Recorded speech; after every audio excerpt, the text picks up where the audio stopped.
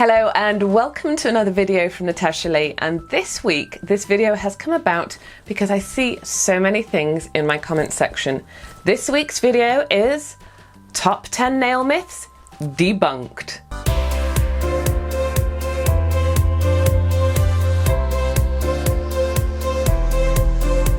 Number 1. This is probably my favourite.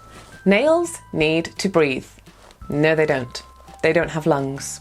They don't have lungs. They get everything they need from inside your body, going through the channels in the nails and from the nail bed. If your nail tech has ever said to you that your nails need to breathe, then it will probably be for one of two reasons. The first one is that they haven't had proper training and therefore they don't actually understand the anatomy and physiology of the nail. The second reason might cut a little deep.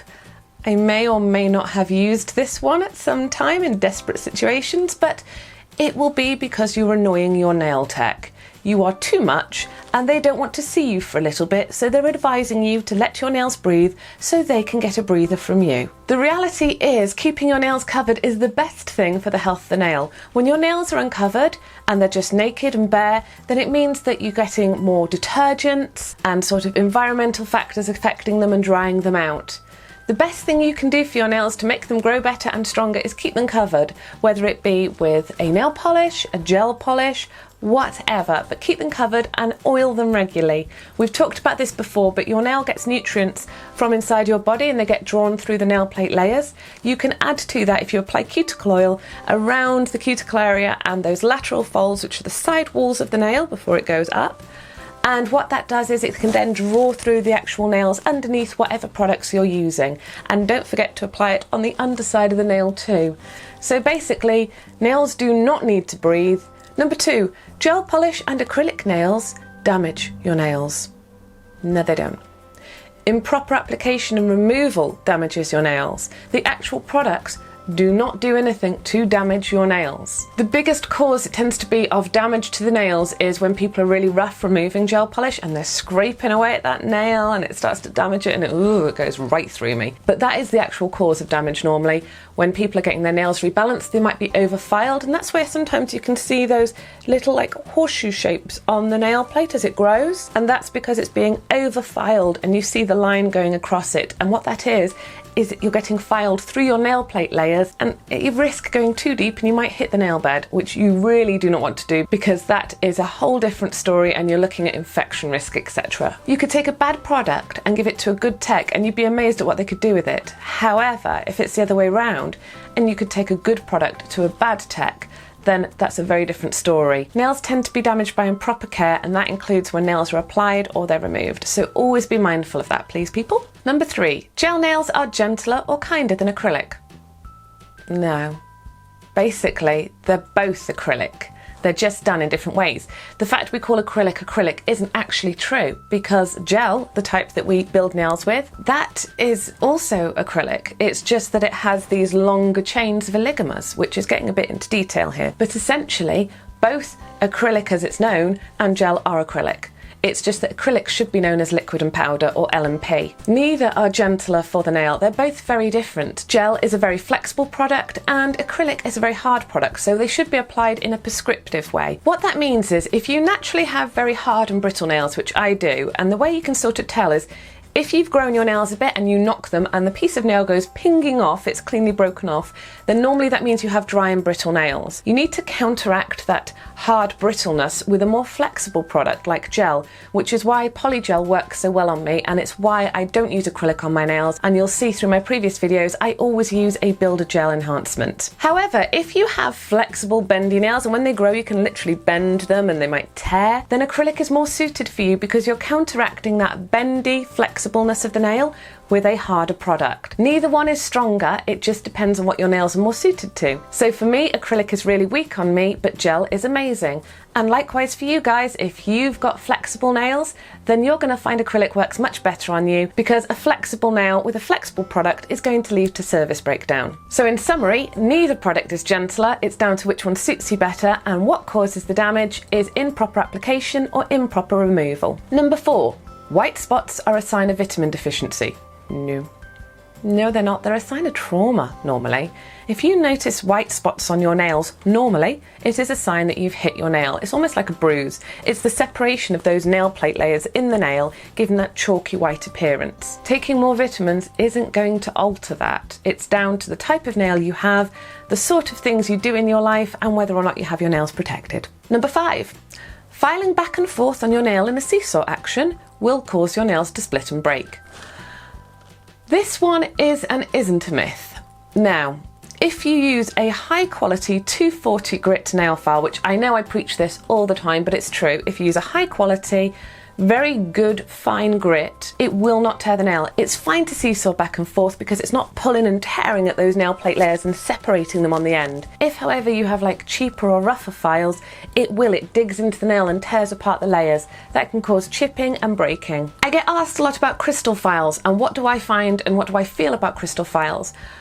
Well, personally, it's something you don't tend to see used that much in the professional industry. I prefer the disposable files. I always have and I always will. The only time that we ever tend to use crystal files is with like a nail wrap, something like minks or something like that. We tend to use a crystal file to cut the nail wrap at the free edge. Other than that, I wouldn't want to pass comment on them because personally, I don't really like them for my natural nails or for my enhancements. But they do serve a purpose in certain places. You shouldn't cut your cuticles. You shouldn't cut your epinicium.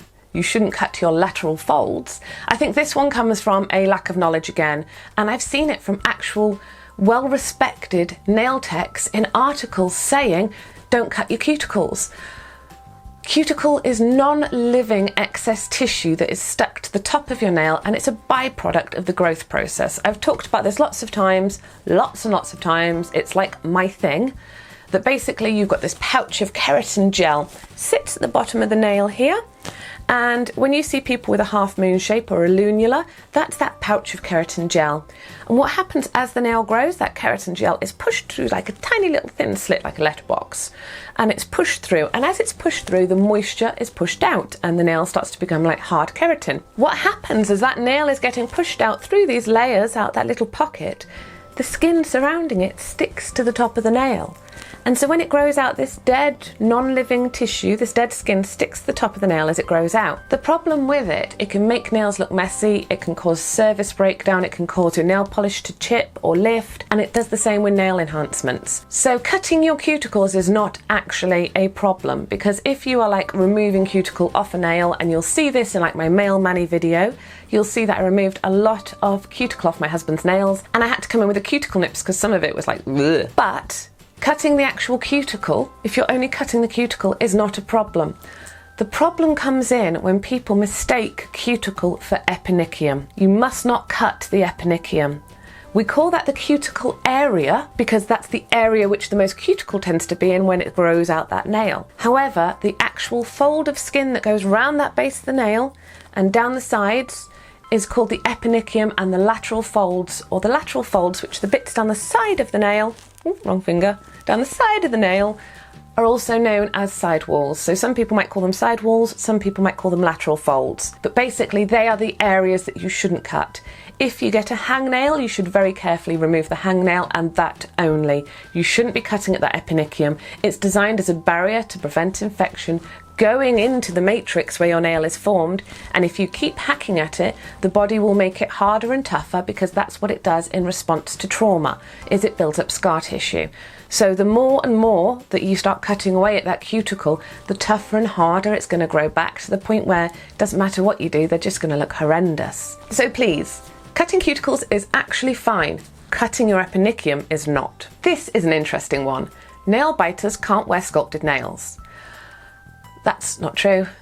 If anything, sculpted nails are even better for nail biters. That's because I think this could be born of the fear that people have of applying sculpts to bitten nails, and that's because it can be a little bit harder. You have to spend quite a bit of time tailoring those forms, those nail forms, to fit right round that nail properly, and it can pose a bit of a challenge. The reality is, when you've got nail biters, they tend to have a very, very small amount of nail for that acrylic or gel product to stick to. If you imagine you're then getting a nail tip, which you're sticking a line of glue under and sticking to that nail, the nail glue isn't actually the strength, it's the acrylic or the gel that's the strength. You want to have as much acrylic or gel on that small portion of nail plate that you have available as possible.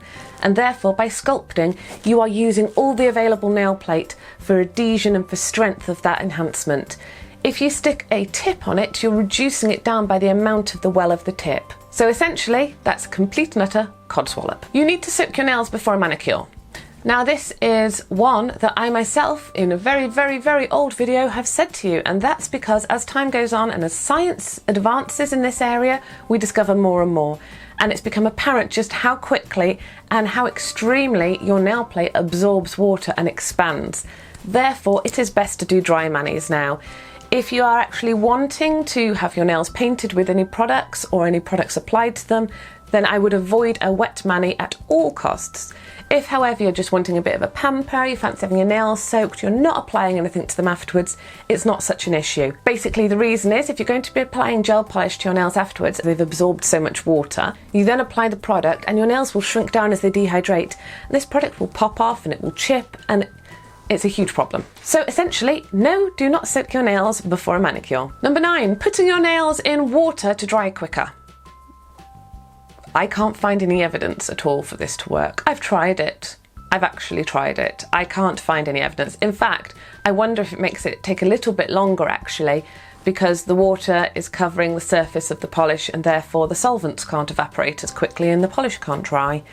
So that's one of those ones that I think has just been sort of out there. I've had it, I've heard put your hand in a freezer, all sorts of random stuff. If you actually want your nail polish to dry quicker, then the key is actually to apply thin layers of nail polish, not like more thicker ones. So if you have a polish that might really need like 4 coats and you think, I'll do 2, it'll dry quicker. No, it won't. It will stay spongy and horrible, and then you go to bed and you get all those awesome marks across them and you wake up in the morning and you're totally annoyed because you have to do them all again. So no, if you want your nails to dry quicker, apply thinner layers and finish off with a quick drying top coat. That stuff is what makes the difference. Finally, gelatin capsules help your nails grow quicker. No. Okay, so nails are made up of sort of protein and gelatin is sort of protein, so I can kind of see where someone was going with that, but it doesn't make any difference to how your nails grow.